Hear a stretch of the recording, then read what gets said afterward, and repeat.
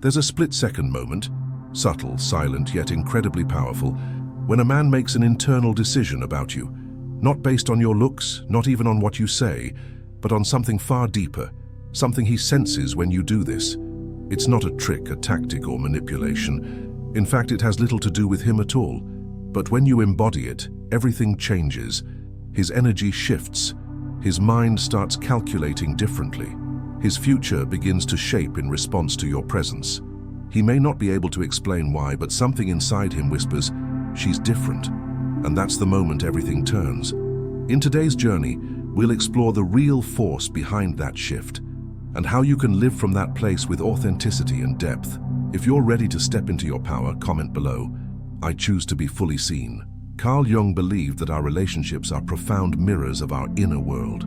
According to his analytical psychology, what we attract and how others respond to us is deeply intertwined with the unconscious dynamics within ourselves. When it comes to that pivotal moment, when a man decides his future with you, Jung's concepts of projection, shadow, anima, animus, and individuation help illuminate the deeper forces at play.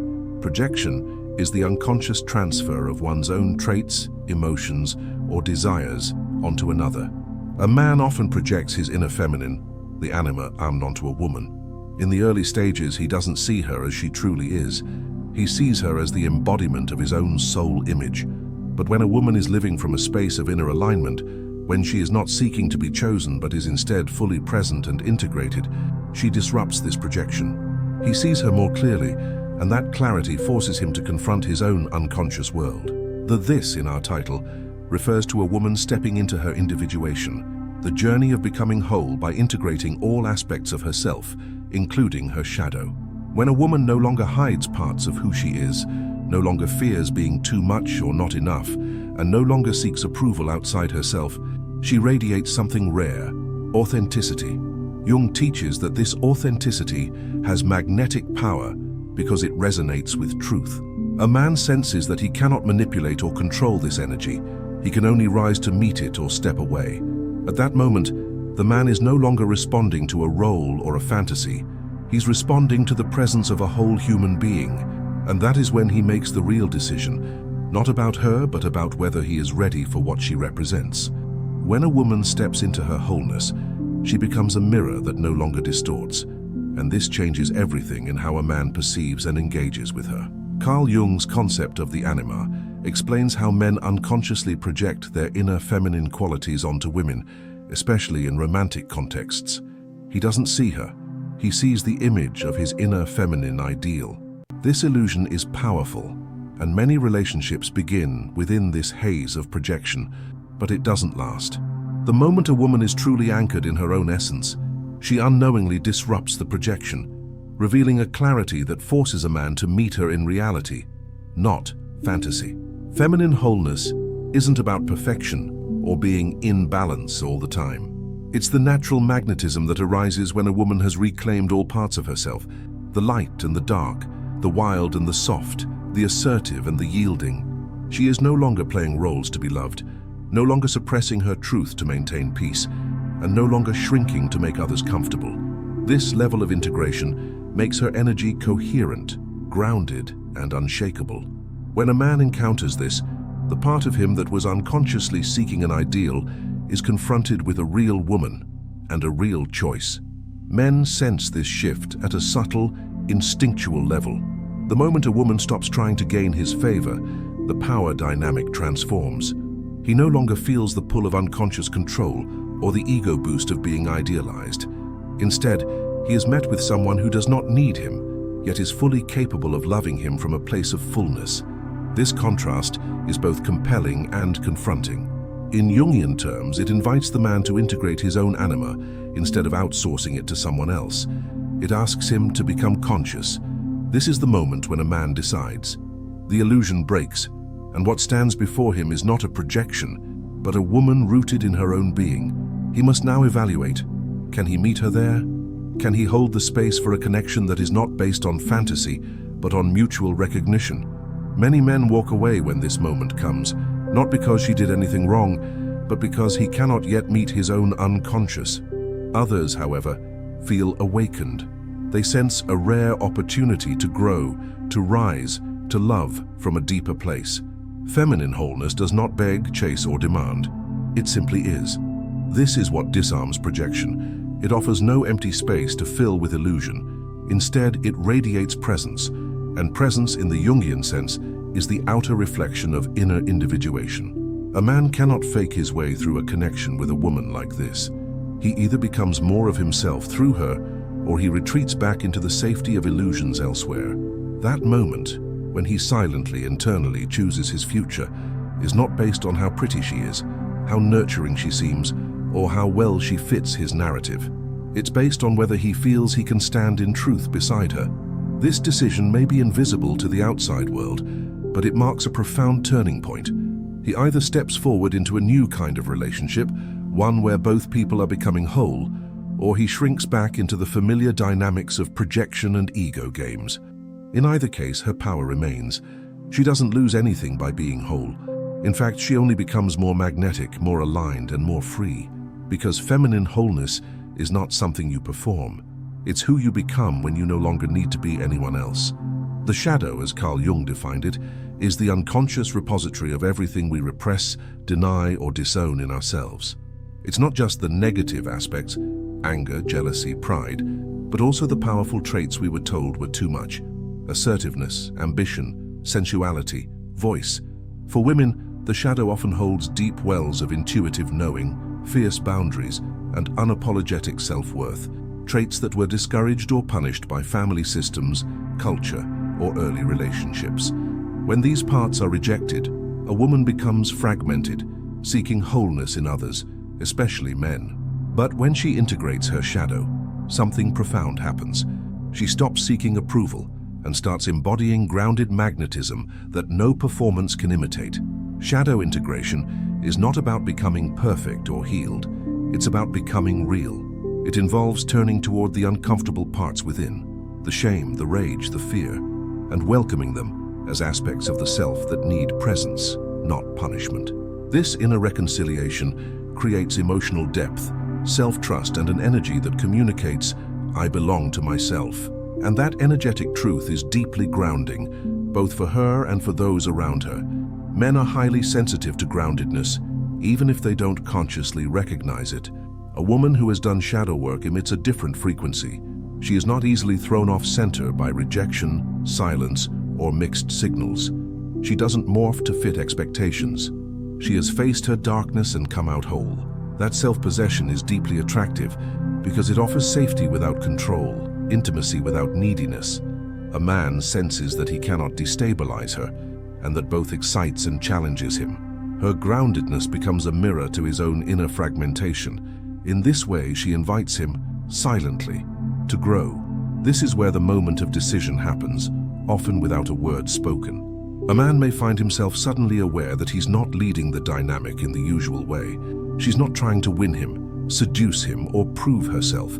She's simply there, rooted, embodied, clear. Her energy says, "I see all of me, and I'm not afraid of any part."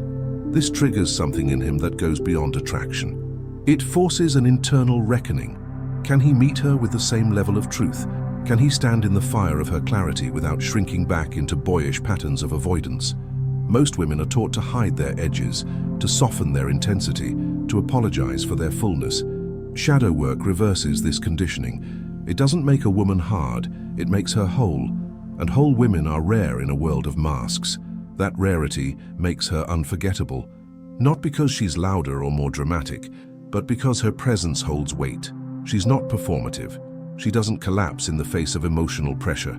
She holds herself, and that changes how others hold her. In Jungian terms, shadow integration is a core step in the process of individuation. Without it, the self remains split, and relationships become unconscious arenas for reenacting old wounds. But with it, a new template becomes possible, one where love is not about completing each other, but about witnessing and honoring each other's totality. When a woman arrives in this state, she naturally stops attracting men who need her to be smaller. She starts resonating with men who are on a path of their own integration, or at least willing to begin. That's why shadow work is magnetic. It's not about seduction in the traditional sense. It's about frequency. A woman who has done her inner work is broadcasting wholeness, and that frequency calls forth truth in others.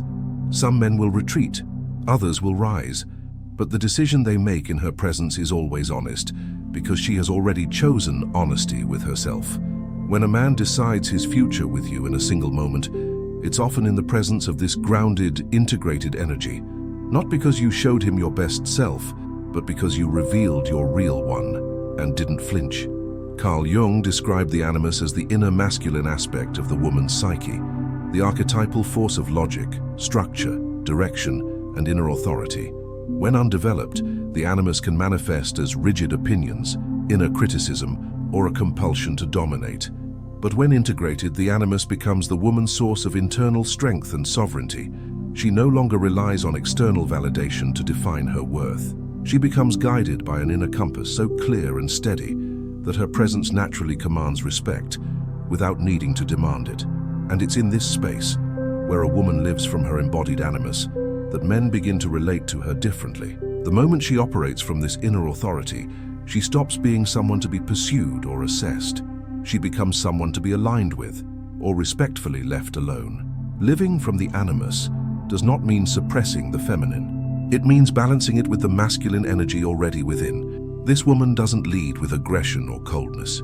Her strength is not about hardness, but clarity. She knows her yes. She honors her no. She does not wait for someone to choose her path for her. Instead, she walks it and trusts that those meant to walk beside her will recognize the value of who she already is. This kind of presence disorients men who are used to women seeking direction or looking for permission. She asks for neither. She already knows where she's going.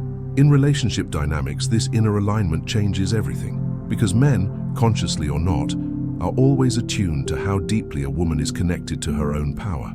If she is unsure of herself, in conflict with her own voice, or performing a version of who she thinks she should be, she emits inconsistency. But when she's operating from her integrated animus, her energy becomes unwavering. A man can feel that she is not looking to be saved or led.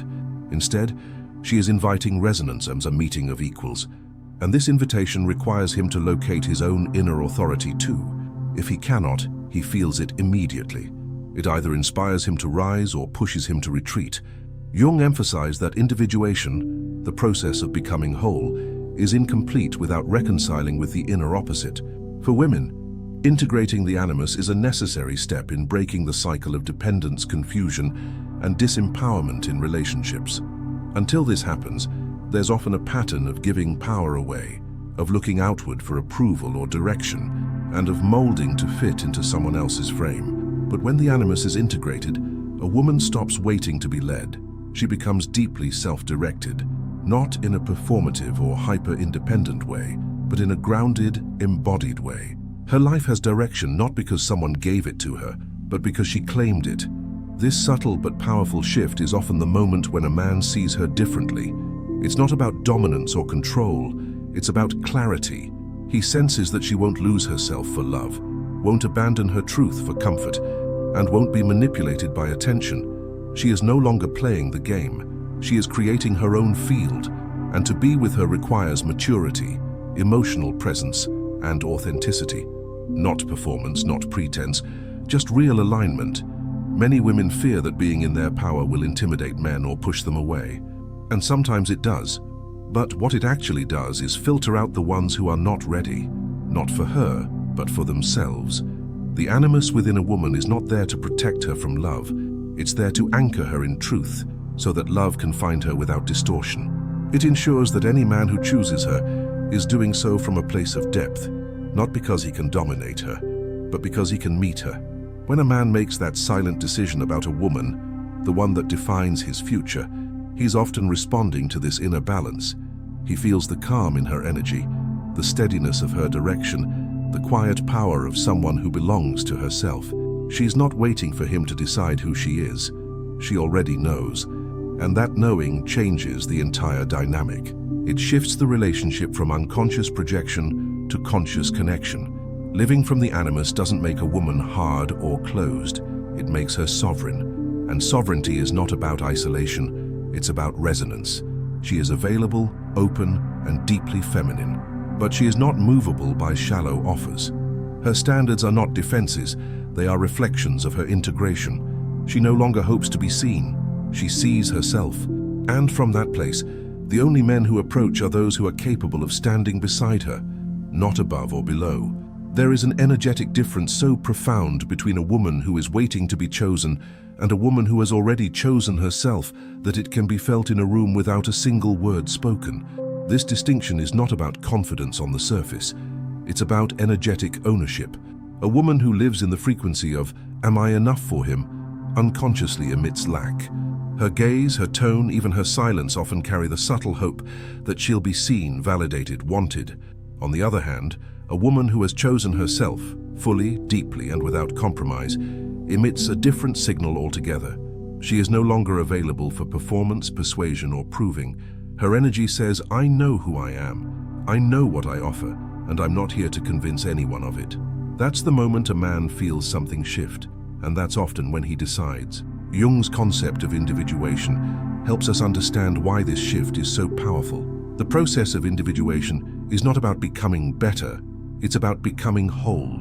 And one of the most essential turning points in this journey is when a person withdraws their projection from the other and takes back the responsibility for their own self-worth. In romantic dynamics, especially for women conditioned to see love as a form of external validation, this can be revolutionary. It means no longer waiting for someone to see your value before you believe in it. It means choosing yourself, not just conceptually, but energetically. This energy is not loud or aggressive. In fact, it's often marked by a kind of calm certainty. A woman who has chosen herself doesn't chase, doesn't beg, and doesn't adjust her truth to keep someone interested. She knows that her worth is not up for negotiation, and that inner knowing creates a presence that men cannot ignore. It doesn't beg for attention, it commands alignment.